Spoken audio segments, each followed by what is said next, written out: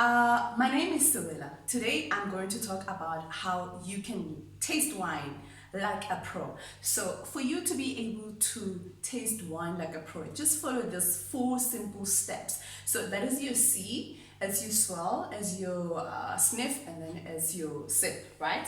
So basically what you want to do is that you're going to follow these steps and looking at a couple of things.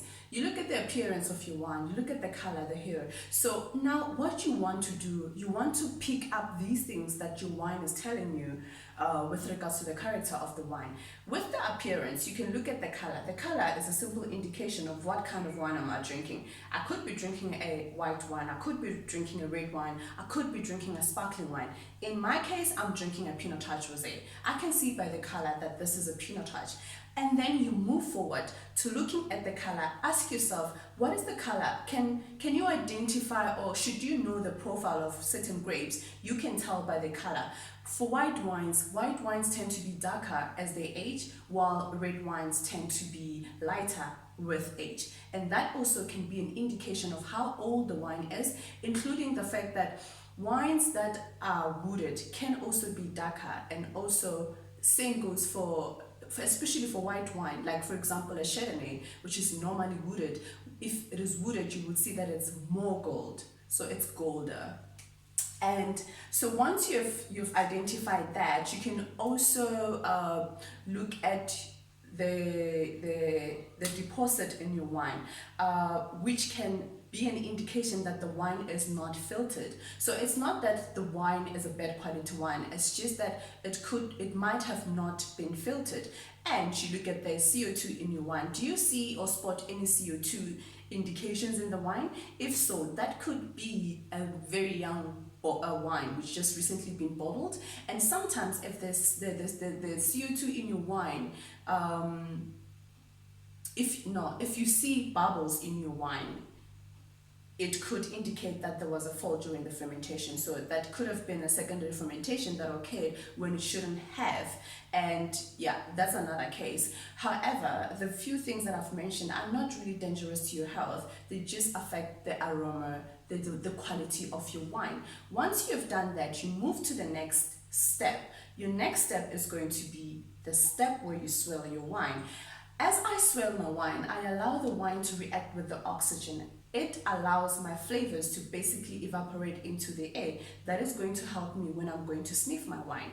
And as I swirl the wine, I can see on the side of the glass the legs that appear. This is also the viscosity of the alcohol. And this gives me an identification or a clue that the clue with regards to the level of alcohol. And sometimes some people actually can tell or can guess whether the wine is good or bad. And the more the legs, the more the alcohol in the wine. The more the legs, the better. And so once I've done that, I want to now sniff my wine. And this is a very interesting part, because sniffing your wine tells you a lot of things. Anything that you sniff in your wine is an indication of what kind of wine you're about to drink. You have to ask yourself, what fruit flavors, what can you associate the flavors that you're sniffing with, especially in terms of fruits. And if you can think of anything, apple, guava, banana, pear, whatever, then you note that, okay, I'm getting some hints of banana, some hints of guava, some hints of blah blah blah.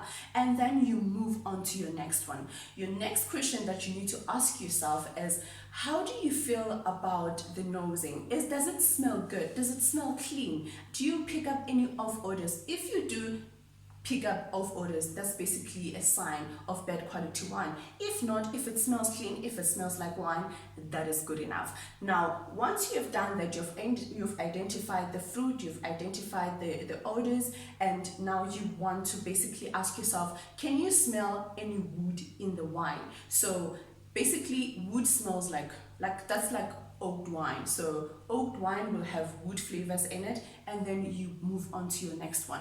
Your next step now is going to be the step where you're going to sip.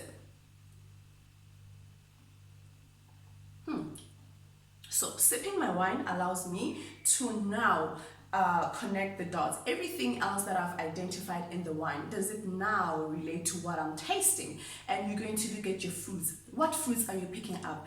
Do you pick up oak in the wine? How is the alcohol? Do you feel like it's a high alcohol wine? Is the wine balanced? Can you pick up some wood?